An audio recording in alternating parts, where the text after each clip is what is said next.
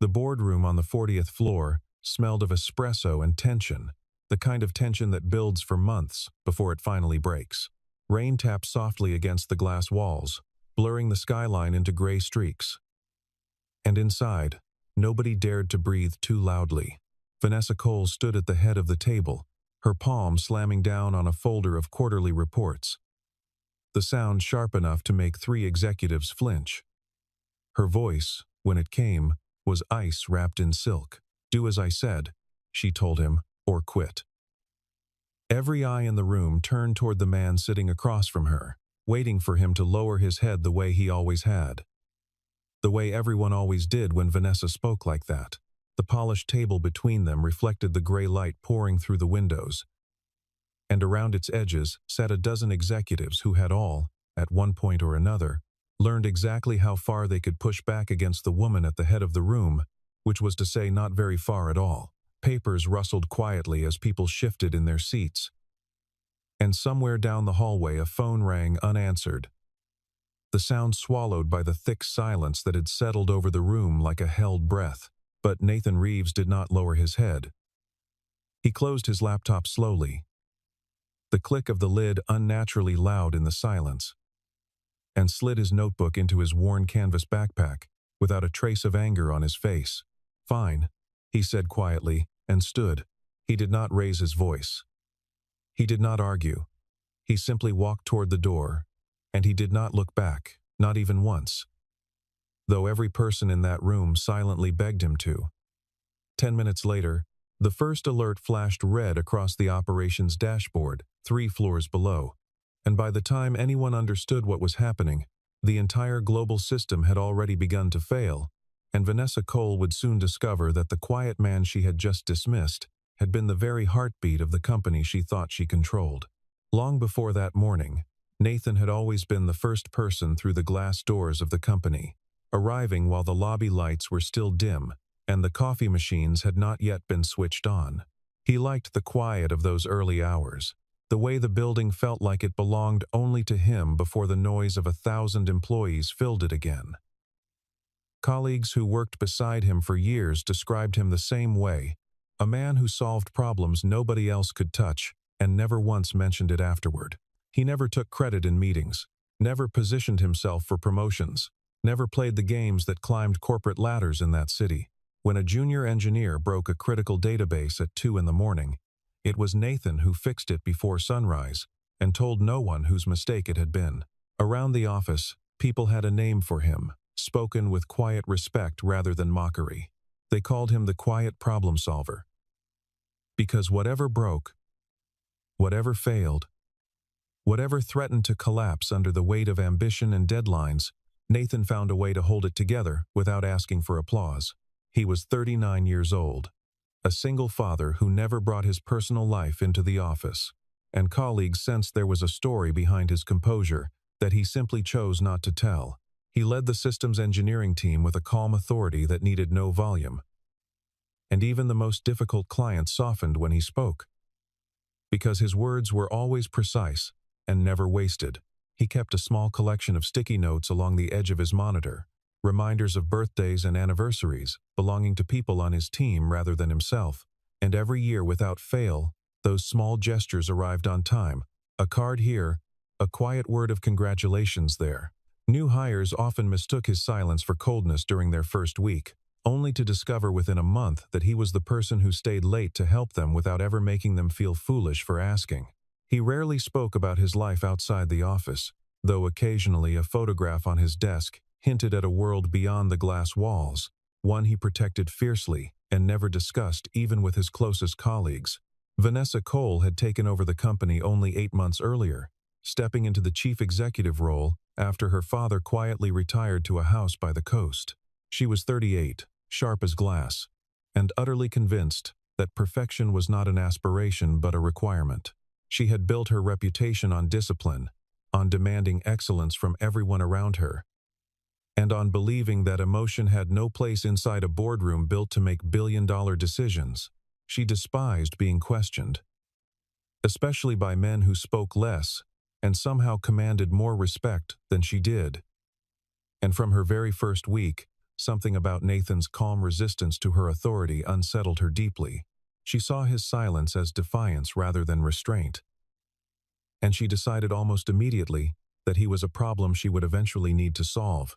She had spent her entire career proving herself in rooms where people doubted a woman could carry the weight her father once had, and that history had hardened into a leadership style that left very little room for softness or hesitation.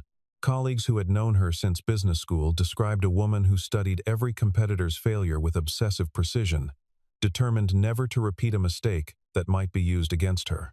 Her assistant, a patient young man named Gregory Diaz, often remarked privately that she treated every quarter like a battle to be won rather than a business to be nurtured, though he never dared say so to her directly.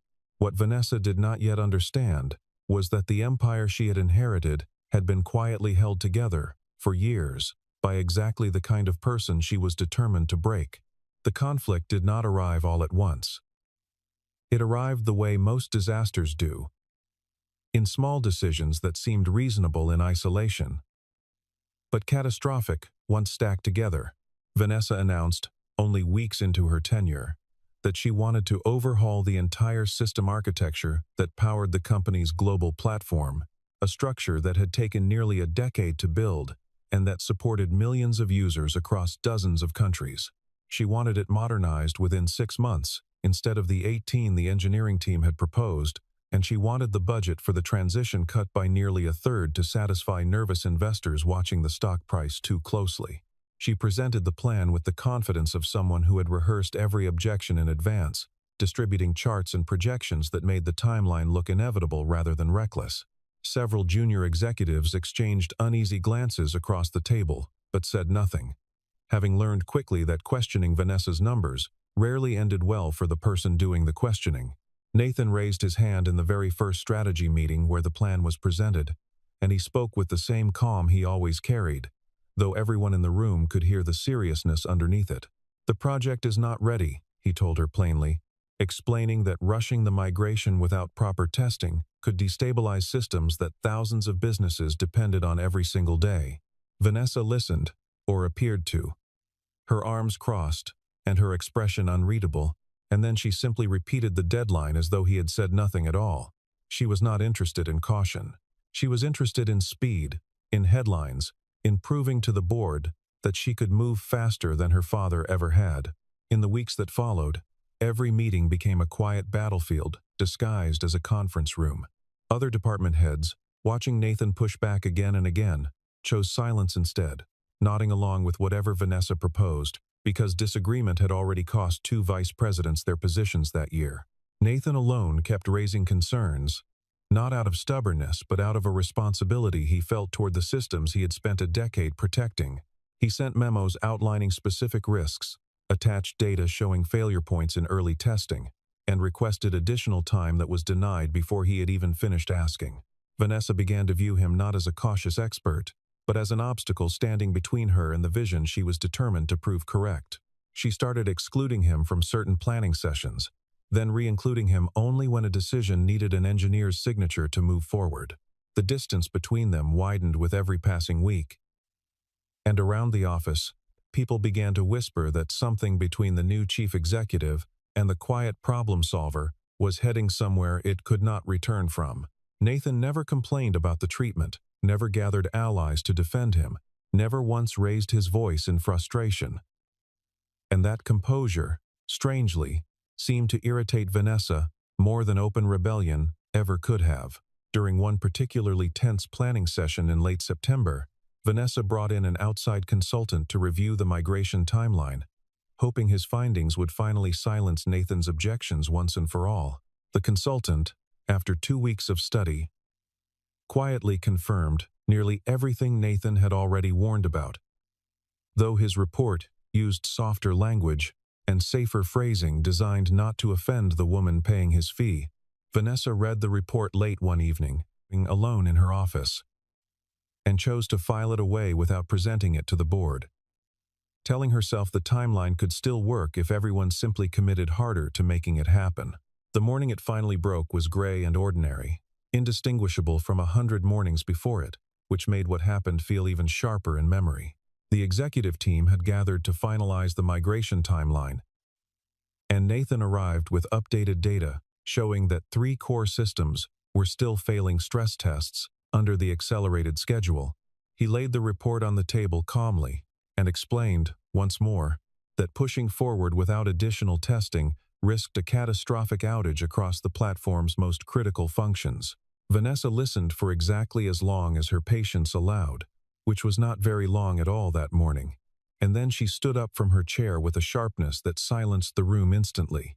She had arrived that morning already tense from a difficult call with an investor who questioned whether she possessed her father's steady hand, and something about that lingering doubt seemed to sharpen every word she spoke in the meeting that followed. Gregory Diaz, watching from a chair near the door, later admitted to a colleague that he had never seen her arrive so tightly wound, as though she had spent the entire morning bracing herself for a fight. She was determined to win, regardless of what anyone said. "Do as I said," she told him, her voice cutting through the quiet like a blade. "Or quit." The words landed, and nobody moved, nobody breathed. Because everyone understood, this was no longer about a timeline or a budget, but about who truly held power inside that room. They expected Nathan to apologize the way he always eventually did, to soften his objections and fall back in line the way disagreement always ended in that company. Instead, Nathan reached for his laptop and closed it with a quiet, deliberate click that somehow felt louder than any shout could have been. He gathered his notes into a neat stack, slid his badge from his lanyard, and placed it gently on the polished table in front of him, the small plastic card catching the gray light from the window. "I choose to quit," he said, his voice steady and without a trace of anger. And there was no theater in the words, no bitterness, only a quiet finality that filled the room more completely than shouting ever could. He did not look at Vanessa as he turned toward the door. He did not wait for a reaction. He simply walked out, and the sound of the door closing behind him seemed to echo far longer than it should have. Vanessa allowed herself a small, satisfied smile as the door clicked shut, believing, in that moment, that she had won something important. She told the room to move forward with the original timeline, insisting that no single engineer, however skilled, was irreplaceable in a company built on process and structure rather than individual heroics. The meeting continued for another 20 minutes. Budgets adjusted, tasks reassigned, confidence restored across the table, and nobody in that room yet understood how badly they had misjudged the shape of what they were about to lose. Down the hallway, Nathan cleared his desk without hurry, placing a framed photograph, a chipped coffee mug, and a small potted plant into a cardboard box that had been sitting unused in a supply closet for years. A young engineer named Sarah Whitfield lingered near his doorway, watching with a stricken expression, unsure whether it was her place to say anything at all. "You did not have to do that," she finally whispered, and Nathan only offered her a small, tired smile in return, telling her that some lines, once crossed, could not simply be uncrossed by staying quiet a little longer. He shook her hand, wished her well, and carried his box past the rows of desks where colleagues watched him go, with expressions caught somewhere between disbelief and quiet grief. It took only a few minutes after the meeting adjourned for the first warning signs to appear on the operations floor 3 levels below. A junior engineer noticed a synchronization error rippling across 2 data centers, small at first, the kind of glitch that resolved itself a dozen times a week without anyone noticing. But this one did not resolve itself. Within 20 minutes, servers across 3 continents began reporting failures. Authentication systems locked out legitimate users by the thousands, and customer support lines lit up faster than anyone could answer them. By early afternoon, the platform that powered payment processing for small businesses across the country had gone completely dark, and panic spread through the building floor by floor, like smoke finding every open door. Executives who had nodded along with Vanessa's timeline for months suddenly found themselves staring at dashboards full of red warnings they did not know how to read, let alone fix. Engineers scrambled through documentation that felt incomplete, discovering, with growing dread, that critical portions of the system architecture existed nowhere except inside the mind of the man who had walked out that morning. A man named Marcus Bellamy, the head of infrastructure operations, stood in the center of the emergency response room with his tie loosened and sweat gathering at his collar, shouting orders that nobody quite knew how to follow. He tried calling 3 different former contractors who had once touched pieces of the system, but none of them possessed anything close to the full picture Nathan had carried quietly in his head for a decade. Screens across the room blinked with cascading failures, one system dragging down another in a chain reaction nobody had modeled for. And by 4 in the afternoon, even the backup servers in a secondary facility outside the city had begun buckling under the strain. Someone finally said his name aloud, hesitantly, as though speaking it might summon an answer to the chaos unfolding around them. It became clear, with sickening clarity, that Nathan Reeves was the only person who fully understood how the old and new systems had been stitched together. A knowledge built over 10 years of quiet, patient work that no documentation had ever fully captured. Junior engineers who had once thought they understood the architecture now stared at code they could not parse, terrified of making the crisis worse with every keystroke they typed.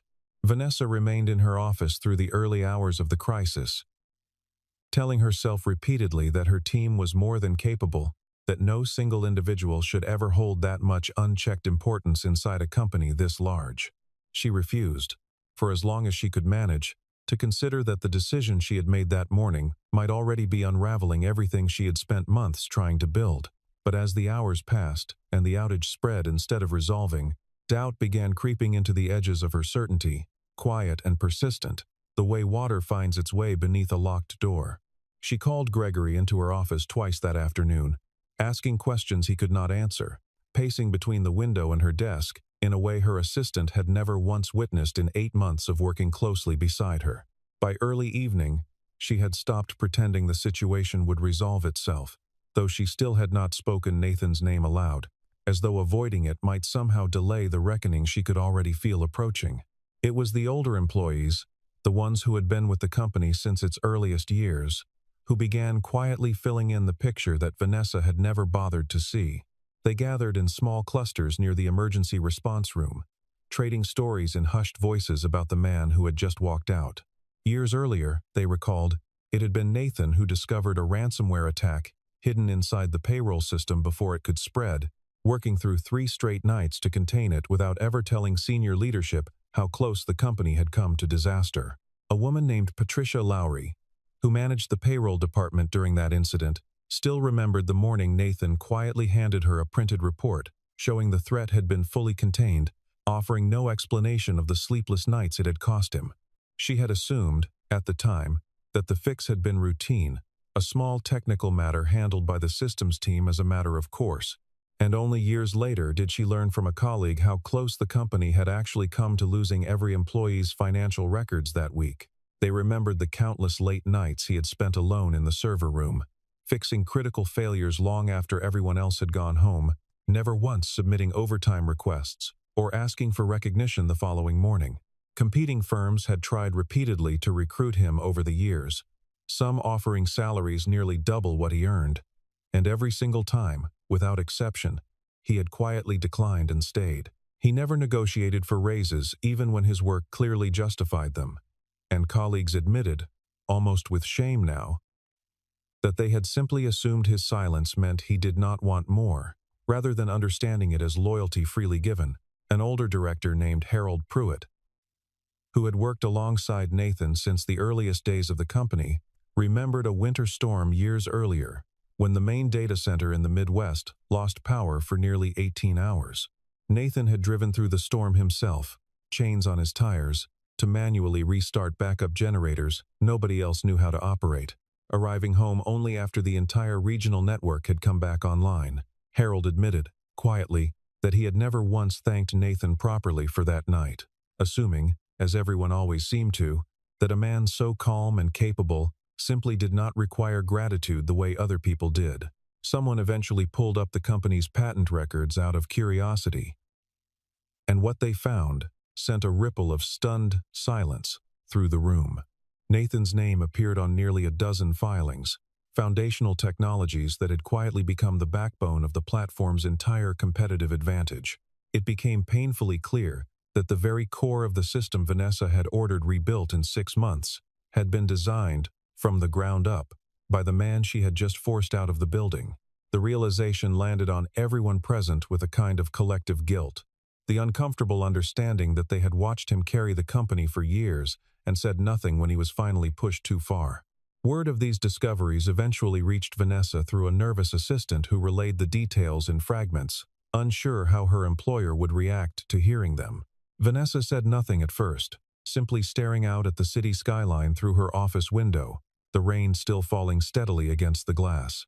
Somewhere beneath her composed exterior, a very small, very unfamiliar feeling began to take root, something that felt uncomfortably close to doubt about a decision she had made without hesitation only that morning.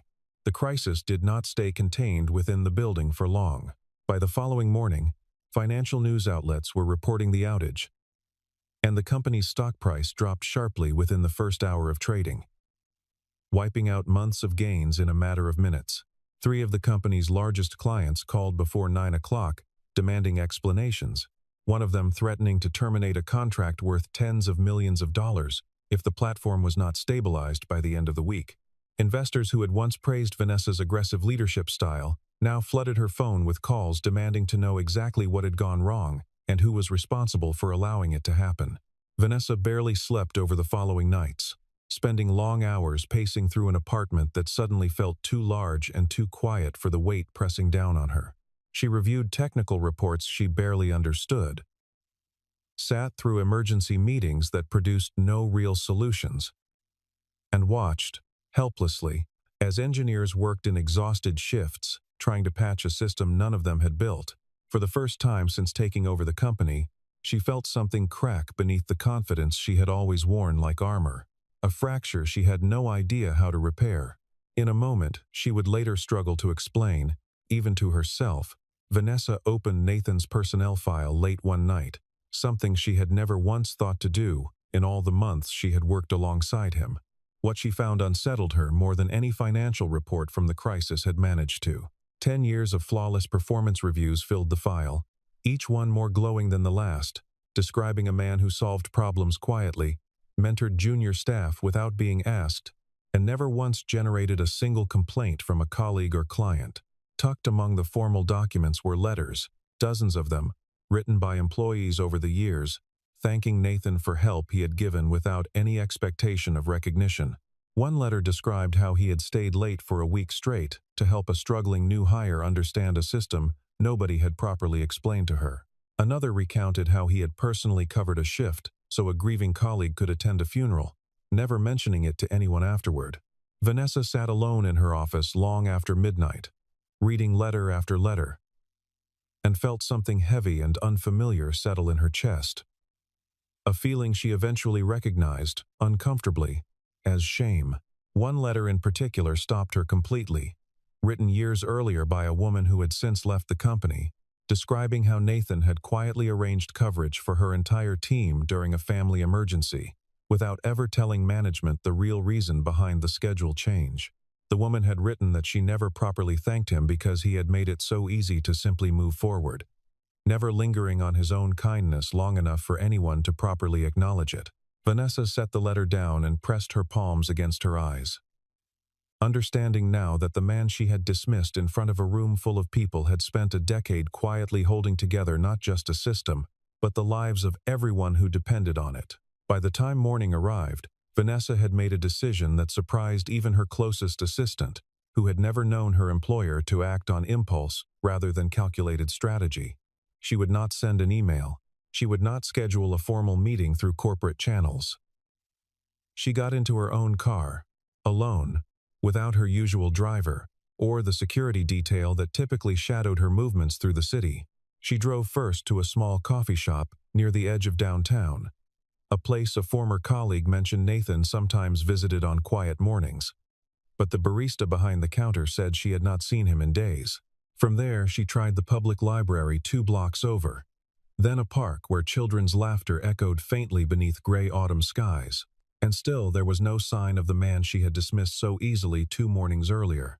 She sat in her car outside his old apartment building for nearly 20 minutes, staring up at dark windows, wondering if she had already lost the chance to make anything right.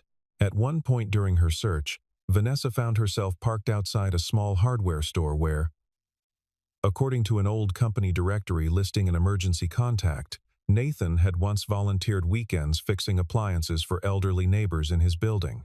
The owner, an elderly man wiping his glasses behind the counter, spoke of Nathan with the kind of warmth reserved for family, telling her stories of a man who never once asked for payment when he could tell someone was struggling. Vanessa left that store with her hands trembling slightly on the steering wheel, beginning to understand the sheer scale of the life she had never once bothered to notice in all the months they had worked together. It was a former colleague, reached through a hesitant phone call, who finally mentioned a small research workshop on the edge of the city, a place where local startups sometimes borrowed space and expertise from volunteers willing to help. Vanessa arrived just as the autumn rain began falling harder. Soaking through her coat as she stepped out of the car and approached the modest brick building. Through a window fogged with condensation, she saw him, sleeves rolled up, patiently explaining a line of code to two young entrepreneurs who looked at him with the kind of admiration she suddenly understood she had never once offered him herself. Nathan looked up when she entered, and there was no anger in his expression, no satisfaction at seeing her arrive looking so uncertain. Only a calm, steady attention that felt somehow more unsettling than either reaction would have been. He excused himself from the two young founders and walked toward her without hurry, wiping his hands on a cloth before folding his arms loosely across his chest. Vanessa asked if they could talk, her voice smaller than she remembered it ever sounding in a boardroom. And after a long moment of consideration, Nathan simply nodded and gestured toward two chairs near the window. They sat across from each other in near silence for a moment, rain streaking down the glass beside them, before Vanessa finally found the words she had rehearsed poorly the entire drive over. "I did not come here about the outage," she told him quietly, though both of them understood the crisis had been the reason she finally opened his file at all.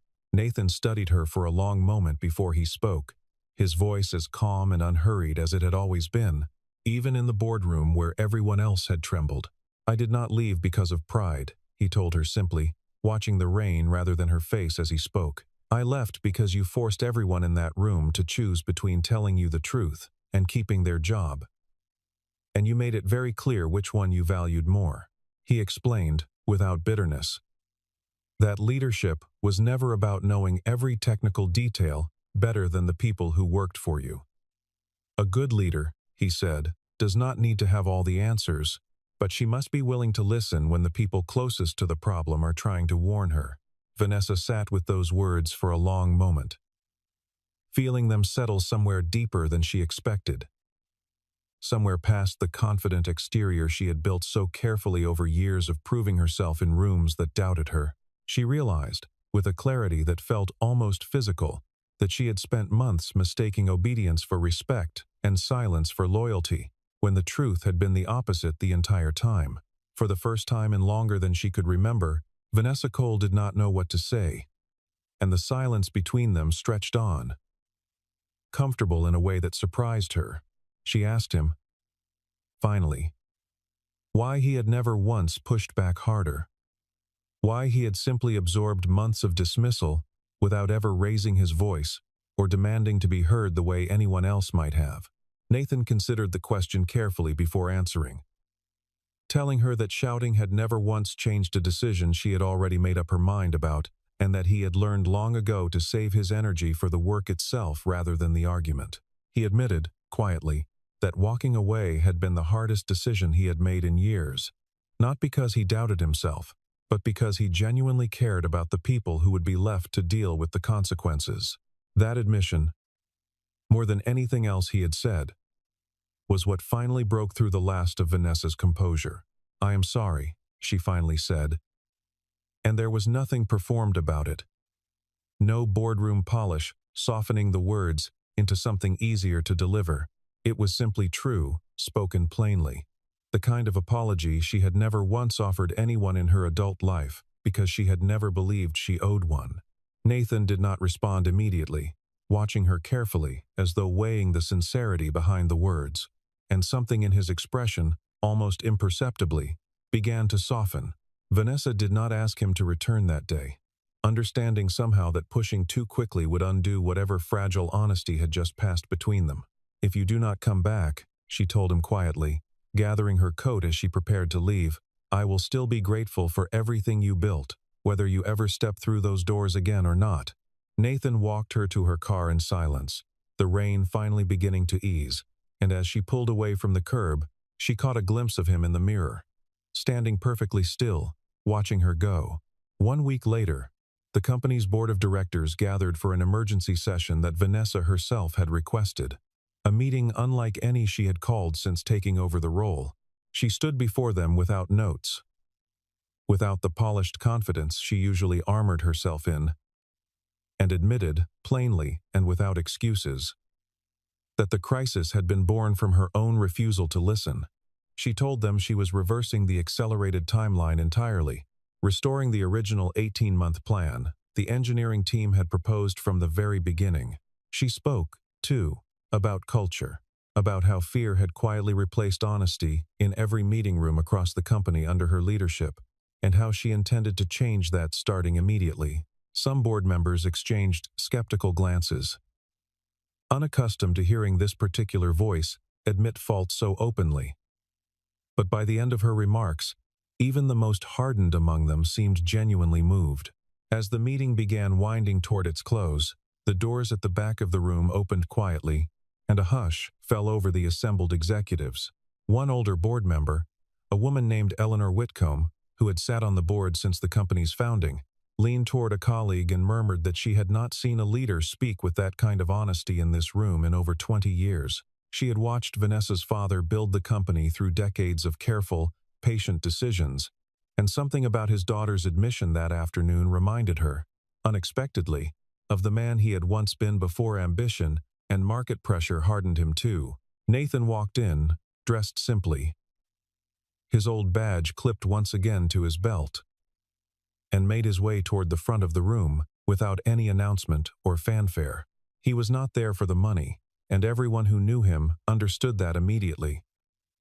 Because money had never once been what drove him through a decade of quiet dedication. He had come back for the people he had spent years protecting, the junior engineers he had mentored, the systems he had built with his own hands, the company he still believed, despite everything, was worth saving. The room rose to its feet almost as one, applause breaking out across the table in a way that felt entirely unplanned and entirely genuine.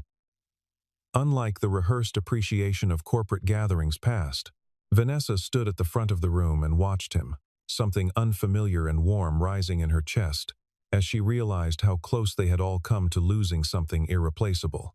Over the following weeks, the engineering teams worked around the clock to stabilize the platform, and slowly, methodically, the system that had nearly collapsed began to breathe again under Nathan's steady guidance. Clients who had threatened to leave stayed once they saw the company's public commitment to careful, sustainable growth rather than reckless speed-chasing headlines. The stock price began climbing back toward its earlier levels as investor confidence returned, not because the crisis had been forgotten, but because the response to it had been handled with such visible honesty. Marcus Bellamy, who had shouted himself hoarse in the emergency response room during the worst of the outage, later told colleagues that watching Nathan work during those recovery weeks had taught him more about calm leadership than a decade of management seminars ever had. Nathan moved through the crisis methodically, prioritizing the most critical failures first, delegating clearly, and never once raising his voice, even when exhaustion visibly weighed on everyone around him. By the end of the second week, the last of the major outages had been resolved, and the platform ran more smoothly than it had in months, a quiet testament to the depth of understanding no consultant or outside firm could have replicated. Vanessa formally granted Nathan full technical autonomy over the company's core infrastructure, a title befitting the role he had quietly filled for years without ever holding it officially. He became chief systems architect, with the authority to veto any decision that threatened the stability of the platform's foundational architecture, a safeguard against the kind of mistake that had nearly destroyed everything.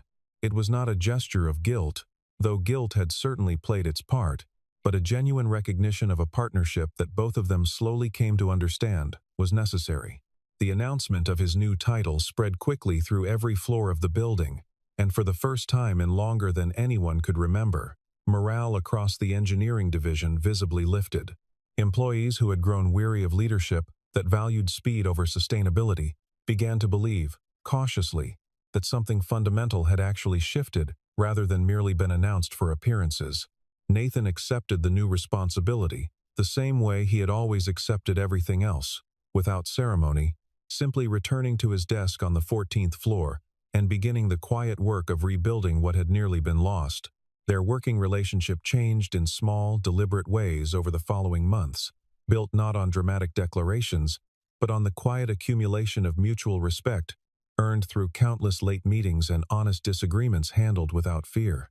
Vanessa began asking questions before issuing orders, listening more carefully in rooms she once dominated through sheer force of will. Nathan, for his part, began speaking more freely, offering opinions he might once have kept to himself, trusting finally that they would actually be heard. The culture across the company shifted gradually, employees noticing that meetings no longer ended in uneasy silence whenever someone disagreed with leadership.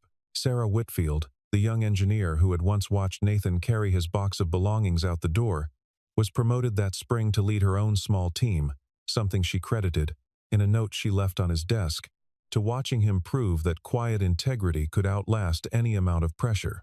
Vanessa began holding open sessions once a month, where any employee, regardless of title, could raise concerns directly to leadership without fear of consequence, a practice her father had never once considered necessary during his own decades running the company. There was no sudden romance, no dramatic confession delivered beneath dimmed office lights, only the slow, steady warmth of two people who had learned to see each other clearly after nearly losing everything. They worked side by side through difficult decisions, celebrated small victories with simple nods across crowded rooms, and gradually built something neither of them could have predicted on that gray autumn morning when everything had nearly fallen apart. Months later, on another quiet evening with rain tapping gently against the windows, Vanessa found herself standing in the doorway of the server room, watching Nathan work through a minor glitch with the same patient focus he always brought to every problem, large or small. He did not notice her at first, absorbed in the lines of code scrolling across his screen, and she found herself smiling at the familiar sight, one that no longer felt like a threat to her authority but like a steady presence she had come to value deeply. She thought back, standing there in the doorway, to the version of herself who had once believed that power meant never bending, never admitting fault, never allowing another person's judgment to matter more than her own certainty. That version of her felt distant now, replaced by someone who had learned, slowly and sometimes painfully, that real strength included the humility to recognize when she had been wrong. The company around her had changed too, quieter now in the way it made decisions, steadier in the way it treated the people who kept it running. And she understood that neither transformation would have happened without the man standing just a few feet away, unaware he was being watched. This time, she said softly, stepping into the room as he finally looked up, "I will listen before I give the order." Nathan studied her for a long moment, something gentle passing across his usually composed expression. And then he smiled. A small, genuine smile that reached all the way to his eyes. Neither of them said anything more. The silence between them, comfortable now in a way it had never been before, filled with understanding instead of tension.